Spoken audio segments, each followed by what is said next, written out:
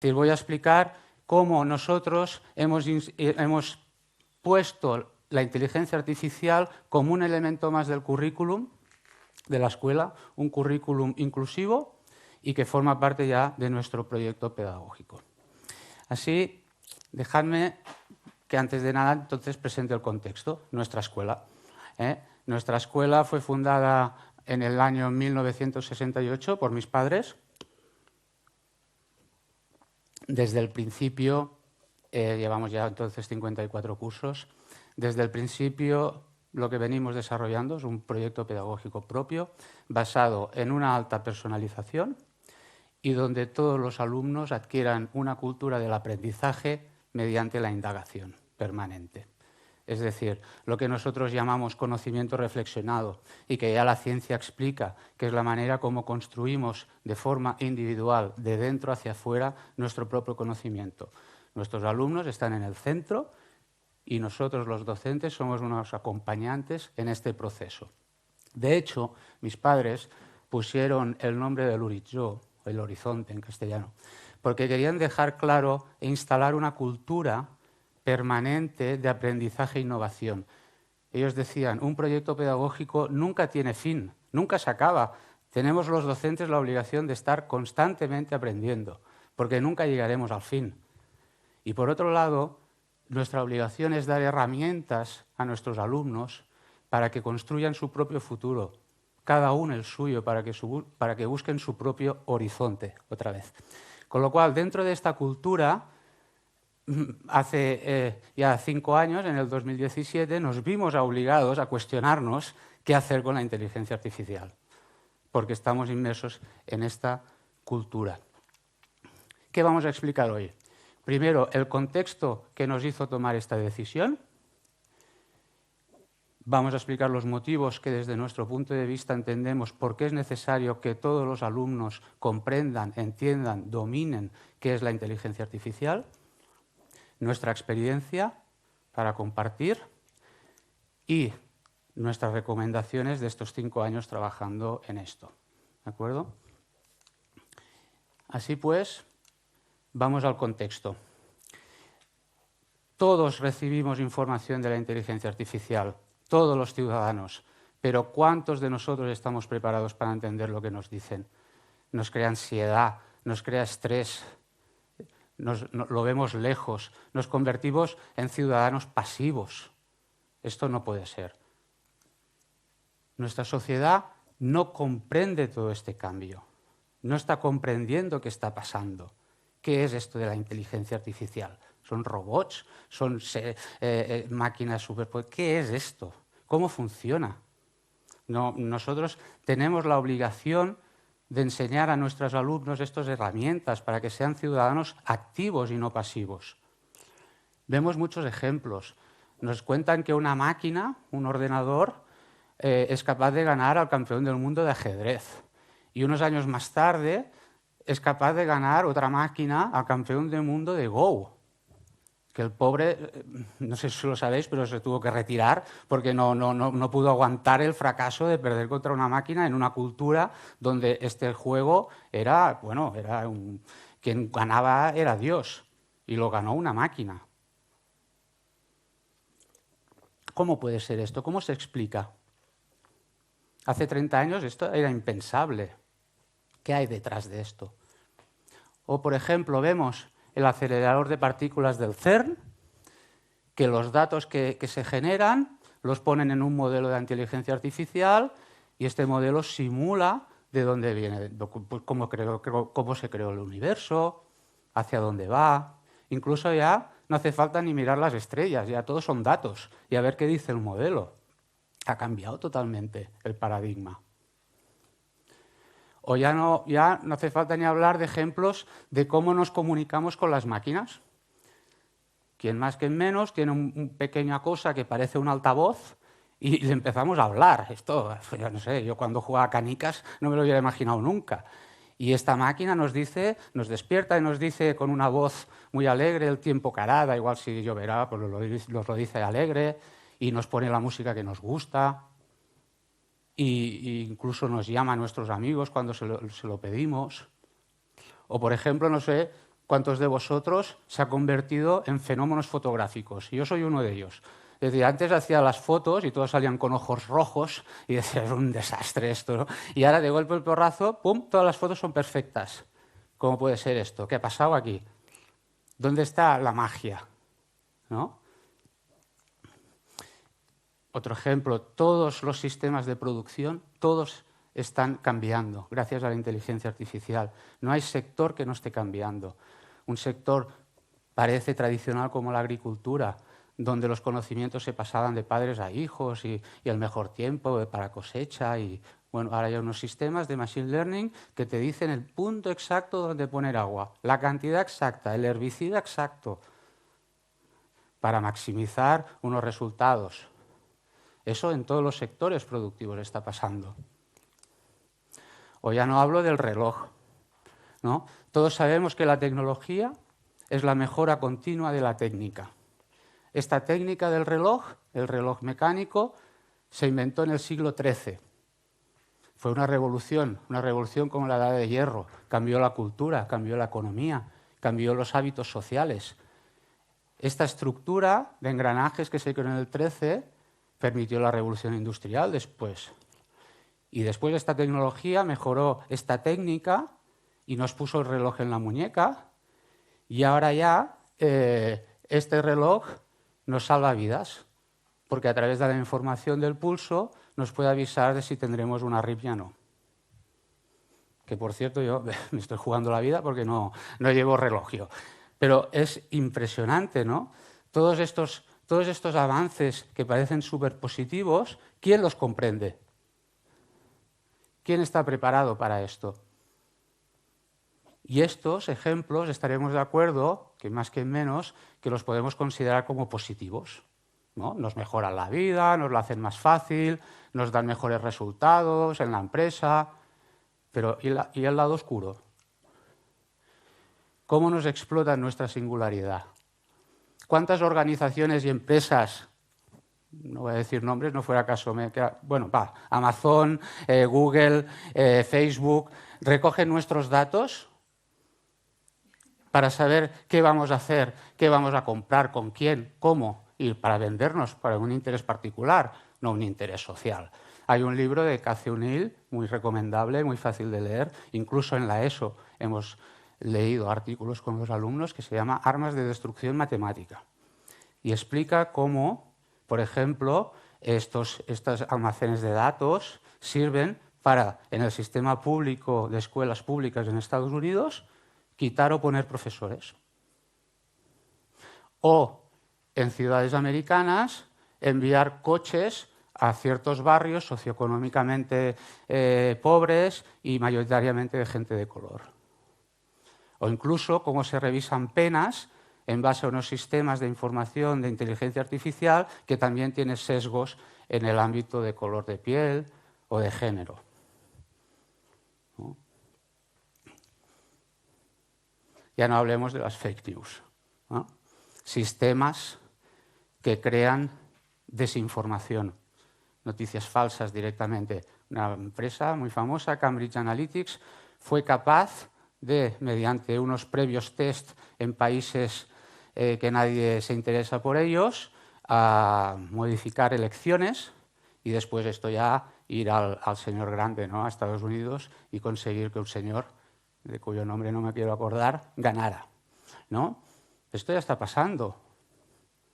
¿Y cómo se hace todo esto? ¿Qué información tiene la sociedad de esto? ¿Qué control tenemos de esto?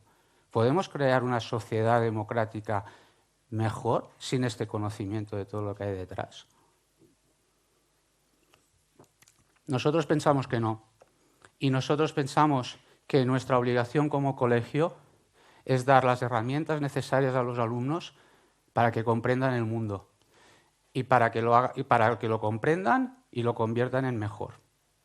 Y por lo tanto, si no damos estas herramientas, esto es muy difícil. Si los alumnos no entienden la importancia de una base de datos, qué significa limpiar datos, qué significa recolectar datos de calidad, qué significa que estos datos del pasado los vamos a poner en un modelo que vamos a utilizar algoritmos de inteligencia artificial, le vamos a preguntar una pregunta y este modelo nos va a dar una respuesta. con una probabilidad de éxito X, porque al final no es 100% fiable. Si no damos estas herramientas, no estamos dando a nuestros alumnos la posibilidad de crear su propio futuro. Porque recordemos, no sabemos cuántos van a ser programadores, ni diseñadores de modelos de inteligencia artificial, pero lo que estamos seguros es que todos van a ser usuarios en sus vidas personales y en sus vidas profesionales. Por lo tanto, es un deber, como docentes y como centro, de dar estas herramientas. La pregunta es, ¿por qué no se da? No es porque sí se da, no, es que se debe de dar. Es obligación para crear estos ciudadanos responsables, éticamente responsables, activos, maduros, críticos. Tenemos que darlo. Por lo tanto, en nuestra escuela pensamos esto. Todos los ciudadanos tenemos el derecho, todos, de saber cómo funciona la tecnología. Y dependiendo de cada edad, eso por supuesto, dependiendo de cada edad tendremos que enseñar unas cosas u otras. En nuestro centro empezamos el pensamiento computacional, el currículum de pensamiento computacional a los 3 años. Es la base. A los 8 años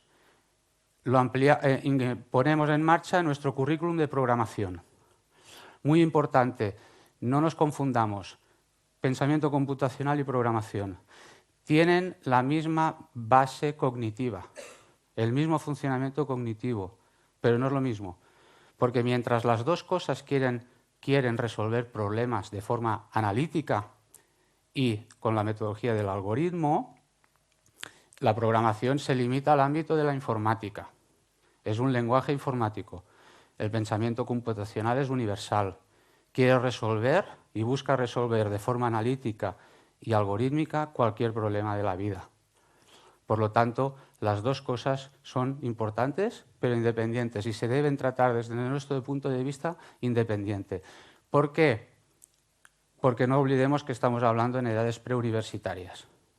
Y no todos los alumnos ni tienen la vocación ni el talento para llegar a ser programadores de nivel y llegar a crear modelos de inteligencia artificial, etc. Pero sí que todos tienen la capacidad y muy importante, el interés de saber qué hay detrás de esto. ¿Qué pasa con su móvil que hace una foto y ya le dice quién es, le reconoce la cara y dice quién es? ¿Y qué pasa en Instagram? ¿Por qué me salen estos anuncios y otros no? En el mismo Instagram estamos un amigo y el otro, y a mí me salen unos anuncios de raquetas de tenis y al otro le sale un anuncio de vacaciones en la playa. ¿Por qué? ¿No? Y todos tienen interés en esto. Por lo tanto, centrémonos en el foco que es este, que comprendan qué es esto.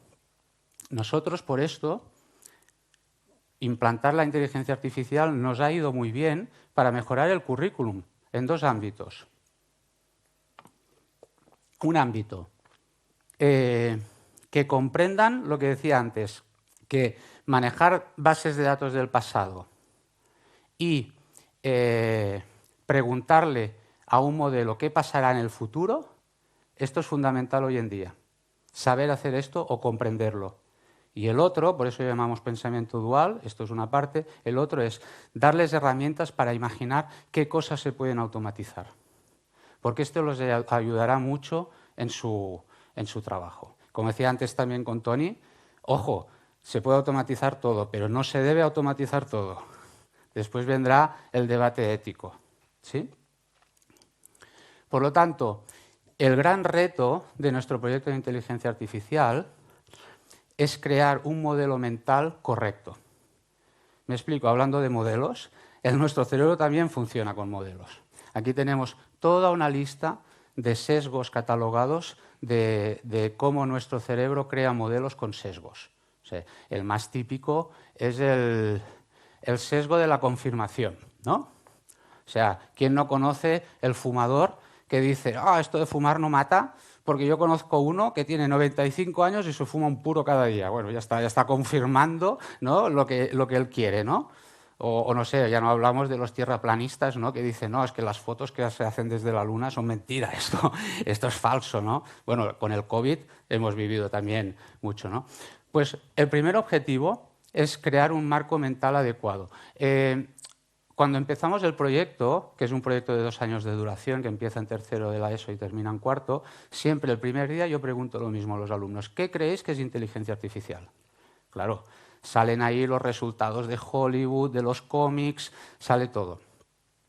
Y es muy interesante porque en el curso pasado una alumna dijo, al finalizar los 2 años, dijo, bueno, la pregunta es, bueno, ¿y ahora qué creéis que es? Y una dijo, bueno, ahora ya no tengo miedo a la inteligencia artificial. Solo con eso, es que ya vale la pena, ¿no?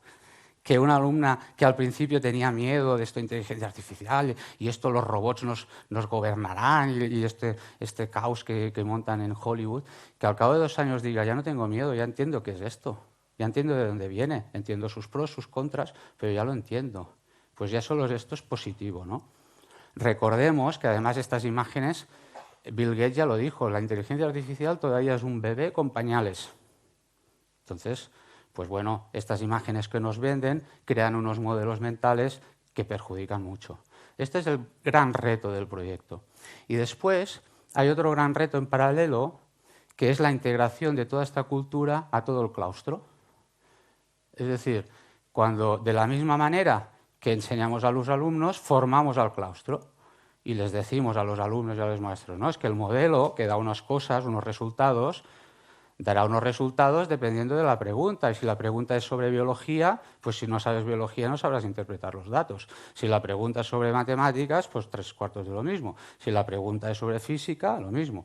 Es decir, nos sirve para crear esta cultura transdisciplinar, crear cultura de equipo y este es otro reto, que cada maestro sea capaz de conseguir y decidir qué herramientas de inteligencia artificial puede usar en su campo y cómo puede usar los conocimientos y la manera de enseñar inteligencia artificial en su campo.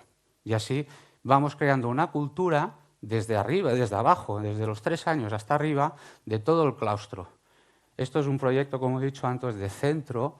Creemos en un proyecto de centro donde el equipo va empujando todos. Porque si no se puede convertir en una cosa que, bueno, que hacen 1 o 2, muy motivados, pero que, bueno, que después no queda en la cultura del centro. Lo importante esto es que quede en la cultura del centro. Cuando empezamos en el año 2017 decidimos esto hay que hacerlo, ¿no? Empezamos a ver que estaba hecho. Y bueno, solo pudimos encontrar cosas en ámbito universitario, ¿no? Y vimos que se enseñaba en la universidad toda una serie de hard skills, ¿no? Muy basados en la computación, en la programación, en el análisis, en la estadística, ¿no? En el big data, en la visualización de datos, en la gestión de proyectos, todo lo que va alrededor de esta profesión de científico de datos, ¿no? Pero claro, nosotros como centro preuniversitario pensamos que este modelo era incompleto y, si me lo permitís, incorrecto, porque faltaba una pata vital, ¿no? Que es la ética. Ayer ya se habló, una presentación que habló de la UPC, que ya ha introducido la ética, es decir, para nosotros la ética es indispensable. Por eso lo que decidimos fue crear nuestro propio proyecto, nuestro propio camino. Empezamos decidiendo cómo íbamos a enseñar esto y decidimos hacerlo por proyectos. ¿Por qué? A ver, nosotros desde el año 68 trabajamos por proyectos, pero no es la única manera. Nosotros tenemos una cultura de caja de herramientas pedagógica. Nosotros tenemos que formar al claustro en muchas herramientas pedagógicas y ser capaces de decidir en cada caso concreto, para cada campo de conocimiento, para cada actividad, para cada objetivo, incluso para cada alumno, qué herramienta pedagógica necesitamos y usamos. En este caso, usamos el trabajo por proyectos. ¿Por qué? Porque nos permite, sobre todo, trabajar casos reales y provocar que los alumnos tengan la necesaria creatividad para crear impacto social positivo. Me explico en ejemplos. En estos 3 cursos pues han surgido proyectos como crear un modelo de plantas y flores, por lo tanto aquí tuvieron que aprender el etiquetaje de datos para cuando entre una nueva foto el modelo les diga qué flor y qué planta es. Bueno, otro grupo creó un modelo, se querían ahorrar el examen final, ¿no? Y cogieron una base de datos de exámenes parciales y dijeron, a ver, ¿cómo la inteligencia artificial podría hacer que no tuviéramos incluso exámenes? Bueno, pues ahí aprendieron la correlación de datos, ¿no? Como los exámenes parciales al final están totalmente correlacionados con la nota final. Otro grupo quiso entender por qué un banco le da una tarjeta de crédito a un cliente y a otro no. Pues aquí vieron que dentro de una base de datos, qué datos son importantes para responder el modelo y qué no. Otro grupo, es interesante, se quiso ser rico ya con 15 años y usaron bases de datos de acciones de bolsa y dijeron, vamos a utilizar un machine learning, una regresión lineal que me diga el valor del día siguiente. Bueno, vieron que esto no funciona. Es decir, métricamente la evaluación métrica era perfecta, pero que la realidad no funcionaba. Bueno, pues aprendieron cómo los datos del pasado no tienen por qué explicar los datos del futuro necesariamente. ¿Qué pasa cuando hay una guerra? Que suben unos precios y otros no de forma inesperada. ¿O qué pasa cuando despiden a un CEO? O en un sector importante hay una absorción de una empresa.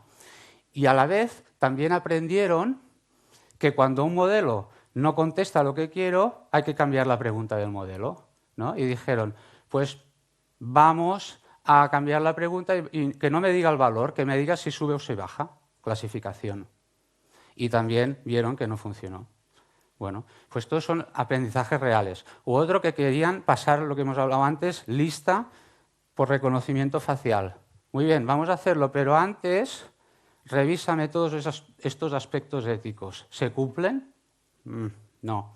¿Y estos aspectos legales se cumplen? No, pues no se puede hacer el proyecto.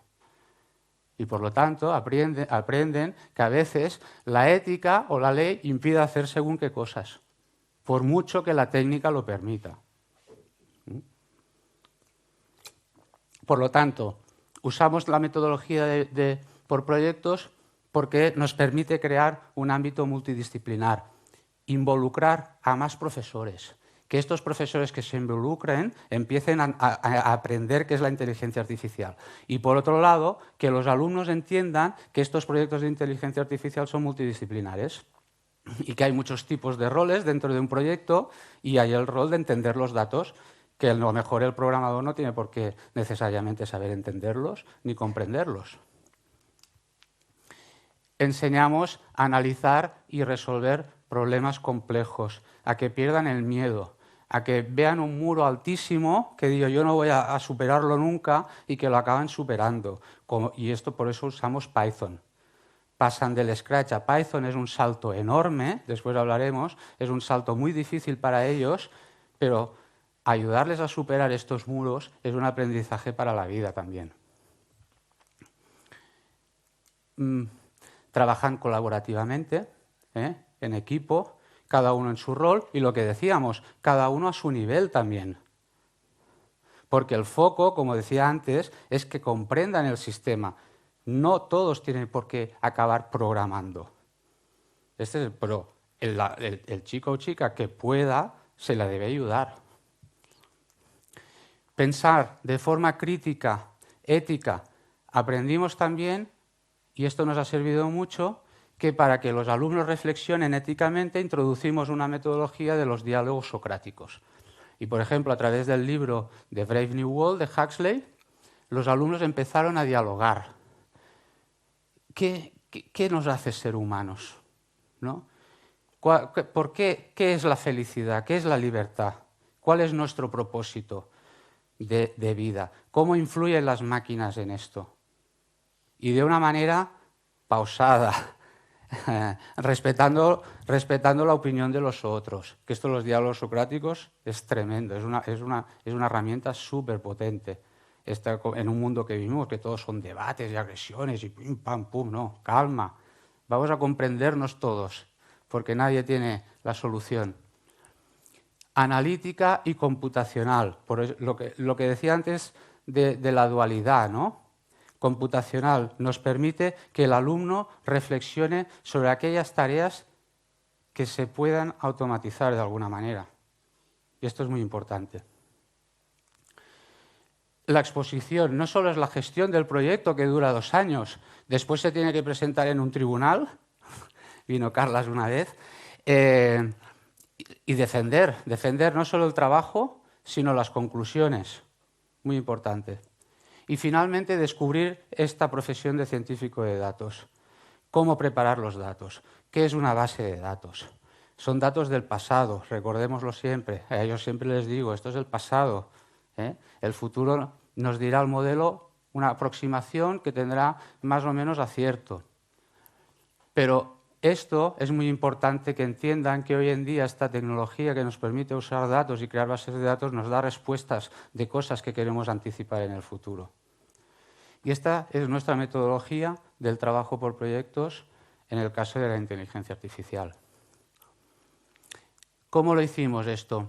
Pues como he dicho, en el año 2017 empezó el embrión del proyecto, contactamos con Josep Curto, muy importante tener un asesor tecnológico. Josep Curto es el director académico del Máster de Business Intelligence y Big Data de la UOC, y con él yo le presenté la propuesta y dijo, ¡puf! Vaya tela. Y digo, pero venga, vamos a tirar adelante. Y empezamos el año 2017, trabajamos durante 2 años, empezamos a involucrar otra gente del claustro, a explicar a otra gente del claustro que la necesitábamos para crear esto y, sobre todo, muy importante, involucrar a las familias. Explicar qué se va a hacer, por qué se va a hacer, esto que hemos hablado hoy, el contexto. Esto no es una extraescolar, que hay 2 que quieren hacer esto, no. Es que esto, como centro, creemos que es importantísimo y explicarle a las familias para que se involucren. Esto es clave. En el curso 2019-20 empezamos, como he dicho antes, un proyecto de 2 años, en tercero y cuarto. ¿Qué conocimientos? Pues Python, trabajando con Google Colab, inteligencia artificial y, en concreto, Machine Learning. Nunca hemos llegado a Deep Learning. Y trabajar mucho los aspectos éticos, la toma de decisiones, muy importante, muy importante. Queremos ciudadanos responsables. Y la tecnología puede con muchas cosas, pero no todas ellas son éticas. Y extender este currículum que he dicho antes de pensamiento computacional y programación. Es decir, una cosa que ya teníamos en el centro, hemos aprovechado implantar esto para subir por arriba. En el caso de la computación, a través de Python, y en el caso del pensamiento computacional, toda esta lógica algorítmica que hay detrás de la inteligencia artificial. Tuvimos el impacto del COVID. Esto que os voy a contar, ¿no?, a todos. Tuvimos que replanteárnoslo todo y salvar ese curso como pudimos. Pero estos aprendizajes nos sirvieron para la segunda y la tercera edición, que ya llevamos. Hemos aplicado lo que hemos aprendido y, como os he dicho, hemos introducido el proyecto derivado de diálogos socráticos que nos permite potenciar mucho el tema de la ética. Por lo tanto, hemos ya terminado la fase 1, que es la creación y la primera edición. Hemos ya dado unas iteraciones a lo aprendido y mejorado. Y ahora estamos en una fase que queremos ampliar por abajo y ampliar por arriba. Me explico. Como os he dicho antes, una de las grandes dificultades que nos hemos encontrado es el salto entre el Scratch, la programación por bloques, y Python.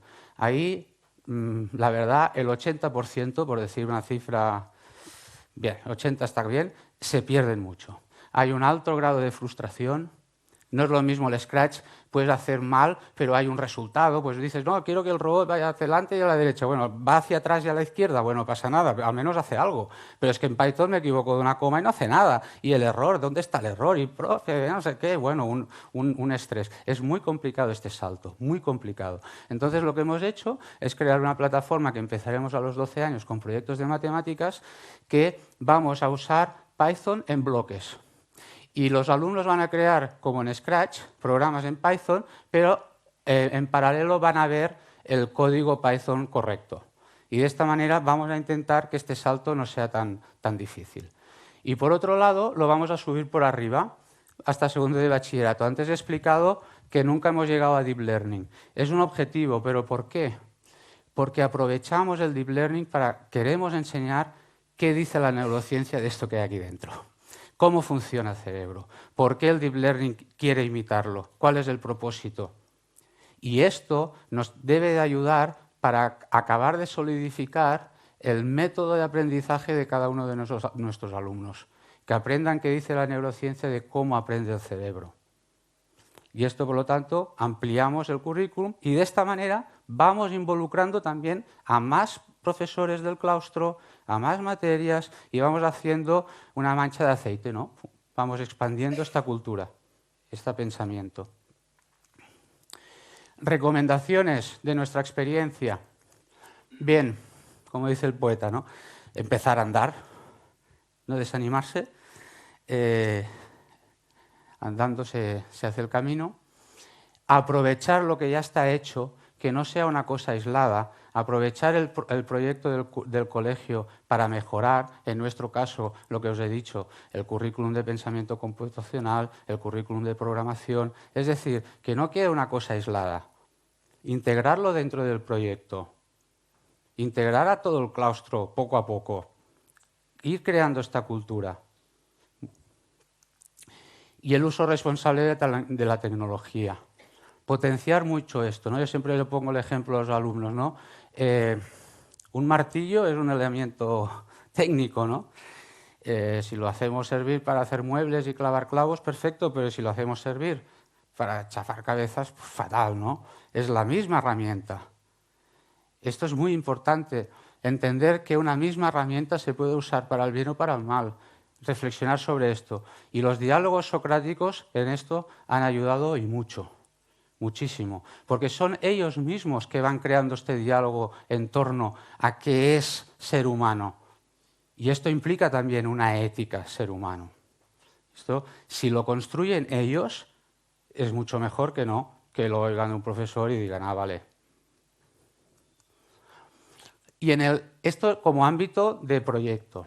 Como ámbito de instalar un proyecto como hemos hecho nosotros en unas edades, etcétera, entendemos, a nosotros nos ha ido muy bien el ABP, el aprendizaje basado por proyectos, por lo que he dicho antes, proyectos reales, con impacto, etcétera, transdisciplinares, nos ha ido muy bien, pero cada contexto es distinto.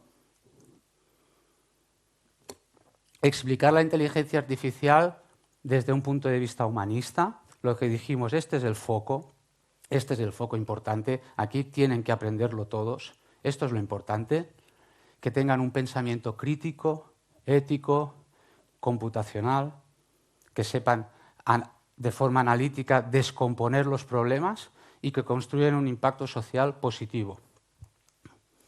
Contar con un asesor tecnológico para nosotros ha sido indispensable, esto es muy importante, y también filosófico.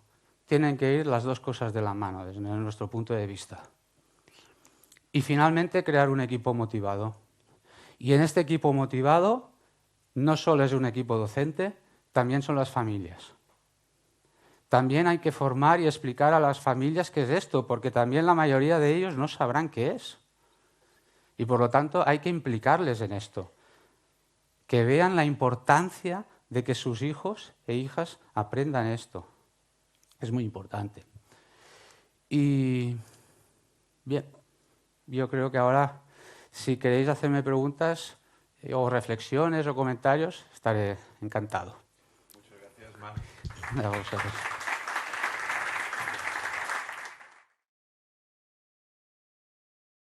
En bloque, ¿de dónde habéis sacado esto? Vale, esto ha sido una herramienta, una parte ya existe, hay una librería que se llama BlockPy, precisamente, BlockPy, ¿vale? Que es gratuita como todo en Python, pero la hemos adaptado, hemos cogido el código de esta librería y la hemos personalizado a lo que nosotros queremos que es mejor. Pero al final el objetivo es este, ¿no?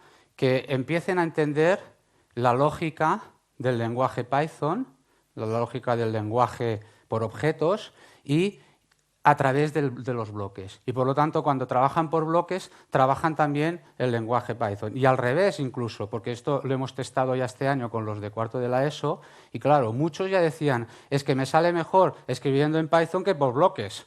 Me es más fácil con Python que por bloques. Pues también hay esta posibilidad. Es una librería muy interesante y si no, la adaptación que nosotros hemos hecho la podemos mostrar cuando queráis. Sí. Sí.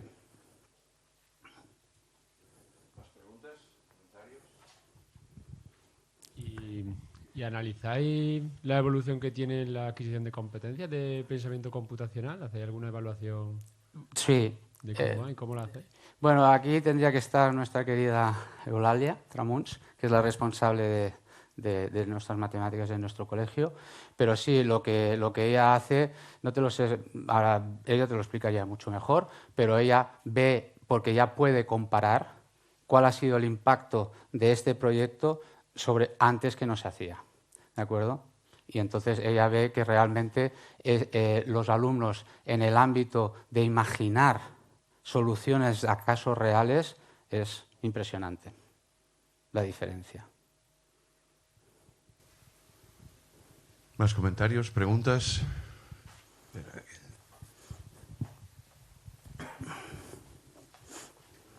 Deberíamos tener 2 micros.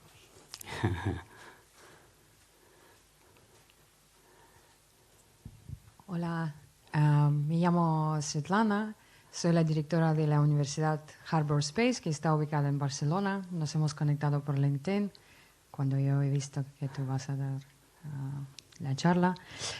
También somos entrenadores del equipo nacional de España de informáticas.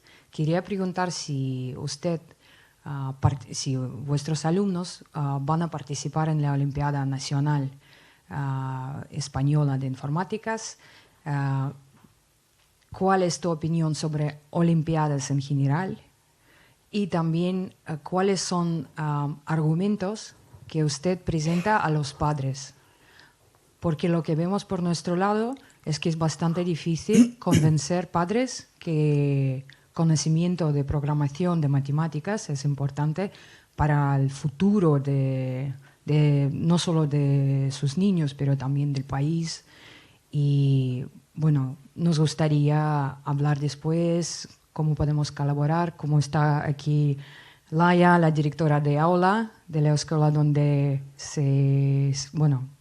desde 1982 ya están enseñando programación. Entonces, bueno, nosotros interesaría que vuestra escuela colabora con otras escuelas para compartir el conocimiento. Gracias. Muy bien. Muchas gracias por tu pregunta y intentaré contestarlo todo. Efectivamente, el trabajo en red con otros centros es una de nuestras obsesiones. Lo hacemos con bastantes, incluso a nivel internacional. Tenemos una red en Estados Unidos de centros. Por lo tanto, totalmente abiertos. Para nosotros es muy importante. Yo siempre digo, hay que abrir las paredes de la escuela. No puede ser que los alumnos estén encerrados ahí, hay que enseñarles el mundo. De hecho, no sé si lo veis, pero en nuestro logo pone una cosa que se llama Tocando el Mundo. Queremos que los alumnos toquen el mundo, y tocar el mundo quiere decir que vean, interactúen con cuantas más personas y centros mejor, siempre y cuando obviamente consideremos que es positivo para ellos. Esto, punto número 1. Punto número 2 es las familias. Bueno, aquí siempre hay un choque que es claro, que es que las familias quieren que las evaluaciones se correspondan con los objetivos, los sueños muchas veces suyos que no tienen muchas veces con los de sus hijos y las notas de selectividad. Y claro, esto, ¿qué les va a suponer de más nota en la selectividad? Pero aquí el objetivo es decir, siempre digo a veces a algunos padres, ¿no? Tú dime cómo sueñas que sea tu hijo cuando tenga 35 años. ¿No? Y me dice, responsable, buena persona, feliz. Y yo digo, ¿y cómo se evalúa esto? ¿Dónde está el examen? Por lo tanto, aquí hay una batalla entre la formación integral y la necesidad social de obtener unas notas para acceder a ciertas. Y la combinación es difícil, es difícil. No tengo muchas veces la solución, depende de cada familia también, ¿no? De su visión, de qué quieren, de cuáles son sus expectativas. Y finalmente, las competiciones, la competitividad. A ver, un poco es la misma línea, ¿no? Vivimos un mundo competitivo, no lo podemos obviar. A veces nos gustan, casi siempre, al menos a mí no me gusta, pero es una realidad. Y por lo tanto también tenemos, como he dicho antes, la obligación de formar a los alumnos en esta realidad, ¿sí? Pero también he dicho una cosa, no olvidemos el foco. Todos tienen que comprender esto. Entonces, a veces esta competitividad, estos concursos, estas competiciones, dejan por el camino a unos alumnos que les puede provocar un daño irreparable. Y muchas veces, y esto ya la neurociencia ya lo dice, en los adolescentes, una de las características principales que le hemos hablado estos días es el retraso de la recompensa, ¿no? Es decir, yo tengo 2 niños de 4 y 5 años y si les digo, a ver, Paul y Emma, si hacéis esto, de aquí un mes os voy a dar este premio y vais a conseguir esto. ¿De aquí un mes? Este espacio temporal, que es ¿qué me estás diciendo, papá? Papá, ¿qué me estás contando? En la adolescencia empieza el cerebro a controlar este retraso de la recompensa. Y la neurociencia dice que de media no acaba la maduración hasta los 32 años.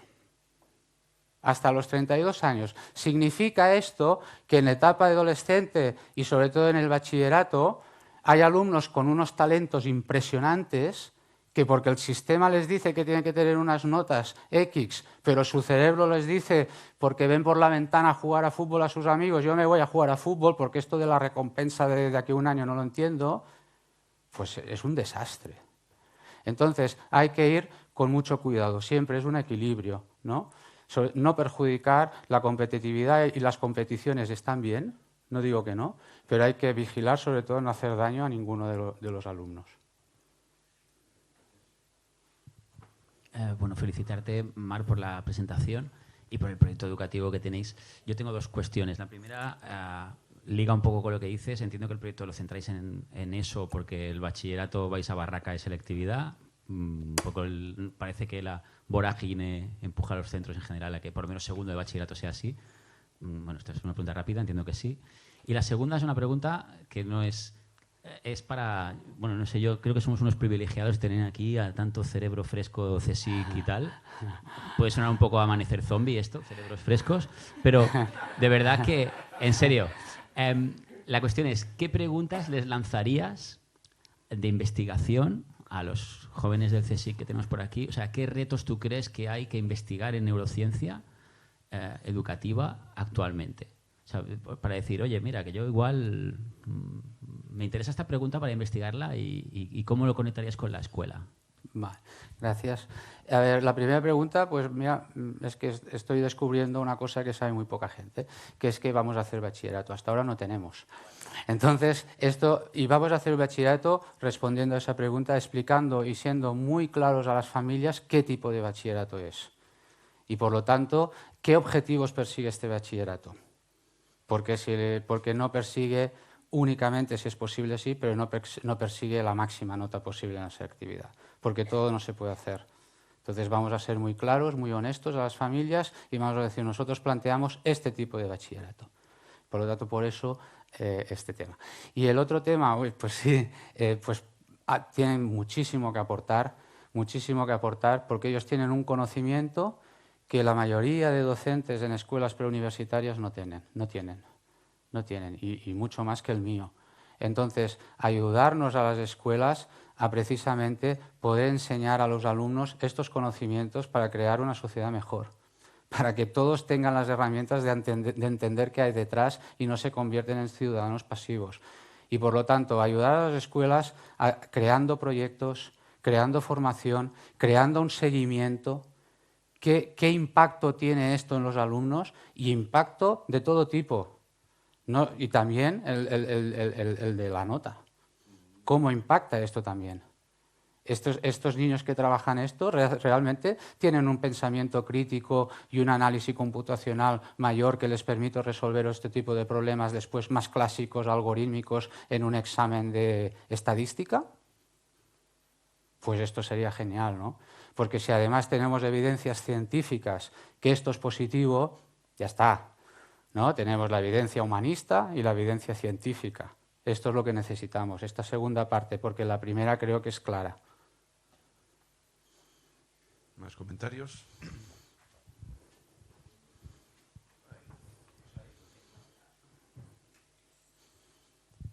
Bueno, lo primero, muchísimas gracias, porque la verdad me ha encantado y ojalá haber ido a este colegio, la verdad.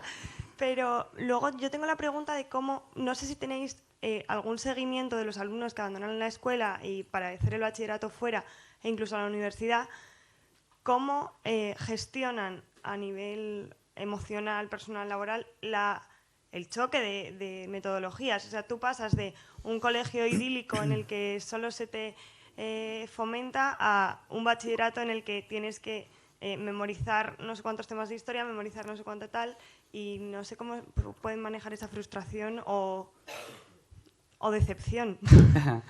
Gracias, es una pregunta muy interesante, porque además todas las familias que vienen con bebés de 1, 2, 3 años, todos preguntan lo mismo, ¿no? Es obvio, ¿no? Ellos han vivido, las familias, todos, la mayoría de la sociedad ha vivido una realidad académica y están viendo otra y dicen, oye, sí, pero cuando vuelvan a la realidad normal, ¿qué va a pasar? Bueno, nosotros tenemos la estadística que dice que todos nuestros alumnos acaban yendo a la universidad, el que no es porque prefiere ir a la FP y hacen unos caminos que quieren. Es decir, no nos hemos encontrado nunca a alumnos que tengan problemas. Al contrario, ¿por qué? Porque yo siempre digo, con esta metodología uno crea su propio método de trabajo. Y esto al final no solo sirve para la universidad, es que sirve para toda la vida. Crear un método de trabajo propio es clave para desarrollarse. Entonces, en este sentido, es que no. Lo que pasa que, claro, nosotros, lo que decíamos antes, si gente como vosotros vais aterrizáis a los ámbitos preuniversitarios y empezar a hacer estos estudios que vosotros sois capaces de hacer y a demostrar estas cosas científicamente, pues nos iría muy bien a nosotros, por ejemplo.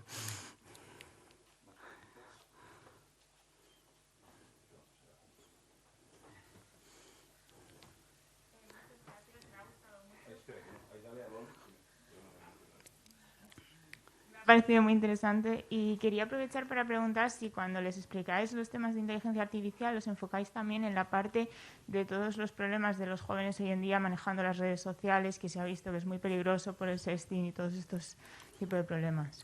Sí, gracias, totalmente. Es decir, en los diálogos socráticos se habla de esto. Ellos mismos lo van comentando.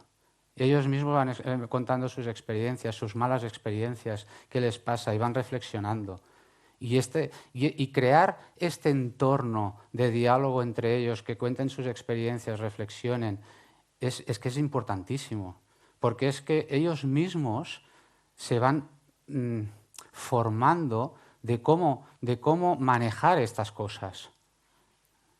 No, es que a mí si no tengo 300 likes me pongo triste. Oye, y el otro, ¿pero por qué? A ver, ¿por qué te pones triste? ¿Qué te hace, ¿por qué necesitas el like? ¿Qué te hace sentir el like? O sea, ¿necesitas que la gente te haga un like para ser feliz? ¿Por qué? Y ellos mismos van dialogando. Y entonces es fundamental. Por eso la herramienta de diálogos socráticos, además, lo que decía antes, me das la oportunidad para explicar que esto ha permitido que ahora hagamos una formación a más maestros del claustro, y estos maestros van a ser responsables de transmitir todo este conocimiento al resto de maestros. Con lo cual, gracias a integrar la inteligencia artificial, hemos descubierto los diálogos socráticos como herramienta fundamental para los adolescentes y hablar esto, y hemos dicho, vamos a formar a todo el claustro para que esto empiece otra vez a los 3 años. Por lo tanto, un win-win para todos.